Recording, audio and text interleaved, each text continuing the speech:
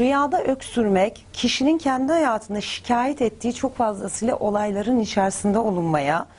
eğer öksürürken balgam çıkarttığınızı görüyorsanız da dertlerinizden kurtulacağınıza, kuru kuru öksürmek de içinizdeki o sıkıntıların yavaş yavaş gündeme geleceğine ve çok fazlasıyla yorgunluğa, eğer ki ailenizden bir bireyin öksürdüğünü görüyorsanız da o kişinin bu dönem doktorluk bazı işlerin çok fazlası gündemde olacağına, genel anlamda öksürme rüyaları kişinin şikayet ettiği olayların çok fazlası karmaşık bir döneme gireceğine dair bir işarettir.